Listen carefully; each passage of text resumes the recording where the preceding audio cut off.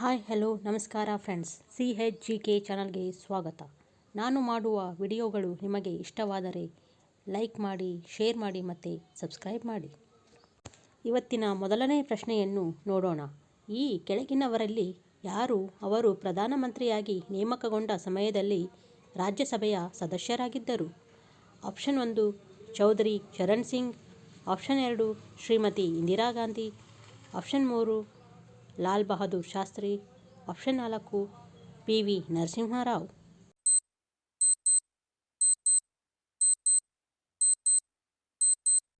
ಈ ಪ್ರಶ್ನೆಯ ಸರಿಯಾದ ಉತ್ತರ ಆಪ್ಷನ್ 2 ಶ್ರೀಮತಿ ಇಂದಿರಾ ಗಾಂಧಿ.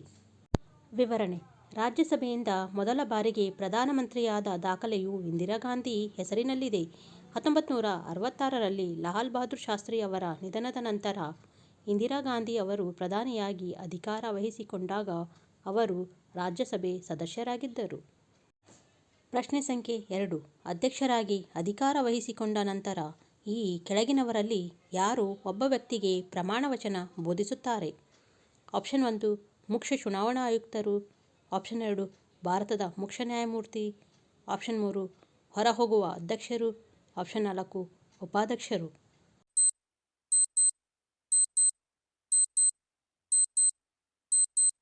ಈ ಪ್ರಶ್ನೆಯ ಸರಿಯಾದ ಉತ್ತರ ಆಪ್ಷನ್ 2 ಭಾರತದ ಮುಖ್ಯ ನ್ಯಾಯಮೂರ್ತಿಗಳು.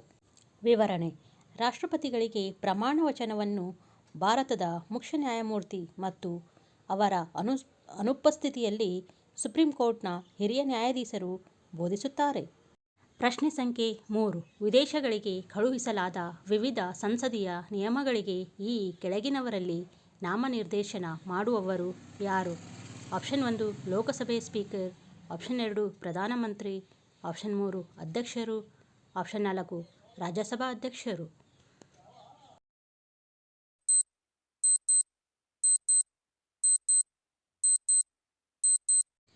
ಈ ಪ್ರಶ್ನೆಯ ಸರಿಯಾದ ಉತ್ತರ ಆಪ್ಷನ್ 1 ಲೋಕಸಭೆಯ ಸ್ಪೀಕರ್.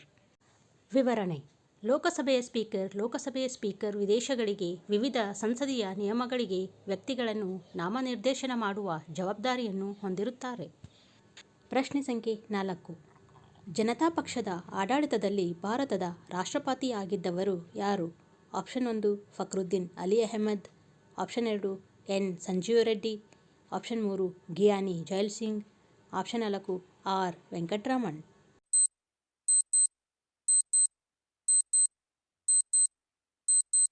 ಈ ಪ್ರಶ್ನೆಯ ಸರಿಯಾದ ಉತ್ತರ ಆಪ್ಷನ್ 2 ಎನ್ ಸಂಜೀವ ರೆಡ್ಡಿ. ವಿವರಣೆ: ನೀಲಂ ಸಂಜೀವ ರೆಡ್ಡಿ ಮೇ 19, 1913ರಿಂದ ಜೂನ್ 1, 1996ರವರೆಗೆ ಭಾರತದ 6ನೇ ರಾಷ್ಟ್ರಪತಿ ಆಗಿದ್ದರು. ಪ್ರಶ್ನೆ ಸಂಖ್ಯೆ 5.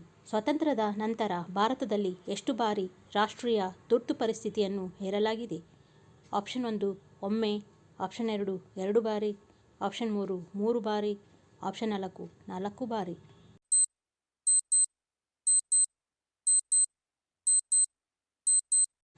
ಈ ಪ್ರಶ್ನೆಯ ಸರಿಯಾದ ಉತ್ತರ ಆಪ್ಷನ್ 3 3 ಬಾರಿ.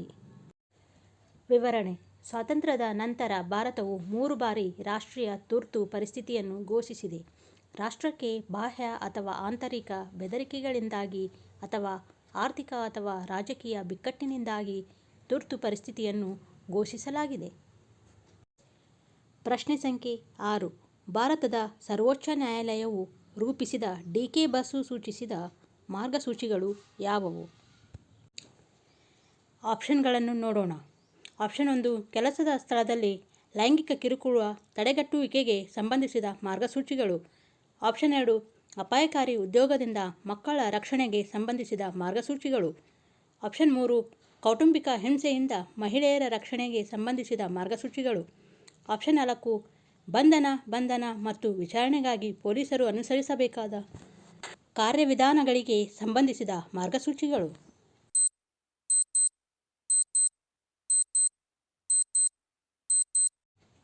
ಈ ಪ್ರಶ್ನೆಯ ಸರಿಯಾದ ಉತ್ತರ ಆಪ್ಷನ್ 4 ಬಂಧನ ಮತ್ತು ವಿಚಾರಣೆಗಾಗಿ ಪೊಲೀಸರು ಅನುಸರಿಸಬೇಕಾದ ಕಾರ್ಯವಿಧಾನಗಳಿಗೆ ಸಂಬಂಧಿಸಿದ ಮಾರ್ಗಸೂಚಿಗಳು.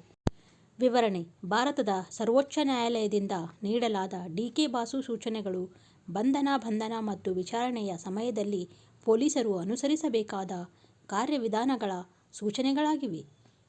ಪ್ರಶ್ನೆ ಸಂಖ್ಯೆ 7. 1997ರಲ್ಲಿ ಭಾರತದಲ್ಲಿನ ಸುಪ್ರೀಂ ಕೋರ್ಟ್ ಲೈಂಗಿಕ ಕಿರುಕುಳ ನಿಂದ ಮಹಿಳೆಯರನ್ನು ರಕ್ಷಿಸಲು ವಿಶಾಖ ಮಾರ್ಗಸೂಚಿಗಳನ್ನು ರೂಪಿಸಿದೆ. ಆಪ್ಷನ್ 1 ವಾಹನಗಳಲ್ಲಿ, ಆಪ್ಷನ್ 2 ಕೆಲಸದ ಸ್ಥಳಗಳಲ್ಲಿ, ಆಪ್ಷನ್ 3 ವೈವಾಹಿಕ ಸಂಬಂಧದಲ್ಲಿ, ಆಪ್ಷನ್ 4 ಬೀದಿಗಳಲ್ಲಿ.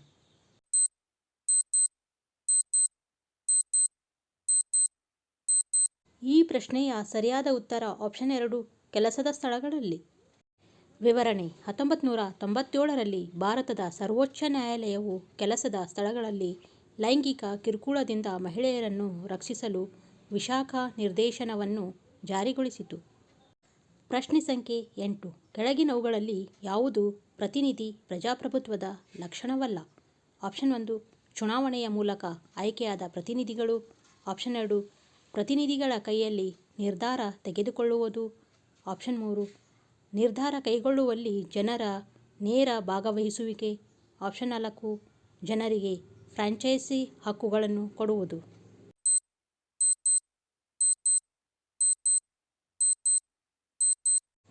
ಈ ಪ್ರಶ್ನೆಯ ಸರಿಯಾದ ಉತ್ತರ ಆಪ್ಷನ್ 3 ನಿರ್ಧಾರ ಕೈಗೊಳ್ಳುವಲ್ಲಿ ಜನರ ನೇರ ಭಾಗವಹಿಸುವಿಕೆ.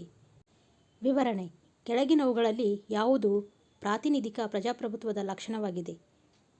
ಮತದಾನದ ಮೂಲಕ ಪ್ರತಿನಿಧಿ ಆಯ್ಕೆ, ಪ್ರತಿನಿಧಿಗಳ ಕೈಯಲ್ಲಿ ನಿರ್ಧಾರ ತೆಗೆದುಕೊಳ್ಳುವ ಪ್ರಕ್ರಿಯೆ, ಸಾರ್ವಜನಿಕರಿಗೆ ಮತದಾನದ ಹಕ್ಕಿದೆ. ಪ್ರಶ್ನೆ ಸಂಖ್ಯೆ 9. ದೇಶದ ಎಲ್ಲ ನಾಗರಿಕರಿಗೆ ವಿಶಿಷ್ಟ ಗುರುತಿನ ಸಂಖ್ಯೆಯನ್ನು ಒದಗಿಸುವ ಕೇಂದ್ರ ಸರ್ಕಾರದ ಮಹತ್ವಾಕಾಂಕ್ಷೆಯ ಯೋಜನೆ ಹೆಸರೇನು?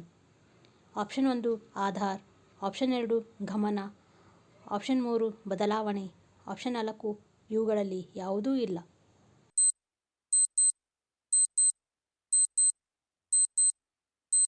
ಈ ಪ್ರಶ್ನೆಯ ಸರಿಯಾದ ಉತ್ತರ ಆಪ್ಷನ್ 1 ಆಧಾರ್. ವಿವರಣೆ: ಆಧಾರ್ ಭಾರತ ಸರ್ಕಾರದ ಪರವಾಗಿ ಭಾರತೀಯ ವಿಶಿಷ್ಟ ಗುರುತಿನ ಪ್ರಾಧಿಕಾರದಿಂದ ನೀಡಲಾದ 12 ಅಂಕಿಗಳ ವೈಯಕ್ತಿಕ ಗುರುತಿನ ಸಂಖ್ಯೆಯಾಗಿದೆ. ಪ್ರಶ್ನೆ ಸಂಖ್ಯೆ 10. ನ್ಯಾಯಮೂರ್ತಿ ಯು.ಸಿ. ಬ್ಯಾನರ್ಜಿ ಅವರ ತಂಡ ಯಾವ ತನಿಖಾ ಆಯೋಗವನ್ನು ರಚಿಸಲಾಯಿತು? ಆಪ್ಷನ್ 1 ಗೋಧ್ರಾ ಗಲಭೆಗಳ ತನಿಖೆ, ಆಪ್ಷನ್ 2 ಸಿಖ್ ದಂಗೆಗಳ ತನಿಖೆ, ಆಪ್ಷನ್ 3 ಮೇವು ಹಗರಣಗಳನ್ನು ತನಿಖೆ ಮಾಡಲು, ಆಪ್ಷನ್ 4 ಕಲ್ಲಿದ್ದಲು ಹಗರಣವನ್ನು ತನಿಖೆ ಮಾಡಲು.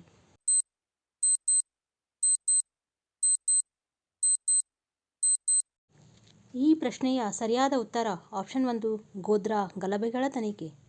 ವಿವರಣೆ: ಫೆಬ್ರವರಿ 27, 2002ರಂದು ಗೋಧ್ರಾ ರೈಲು ನಿಲ್ದಾಣದಲ್ಲಿ ಭಕ್ತರು ತುಂಬಿದ್ದ ಸಾಬರಮತಿ ಎಕ್ಸ್ಪ್ರೆಸ್ ರೈಲಿಗೆ ಬೆಂಕಿ ಹಚ್ಚಿದ ಘಟನೆಯ ಕುರಿತು ತಾಂತ್ರಿಕ ತನಿಖೆಗಾಗಿ ಕೇಂದ್ರ ಸರ್ಕಾರವು ಬ್ಯಾನರ್ಜಿ ಆಯೋಗವನ್ನು ರಚಿಸಿತು.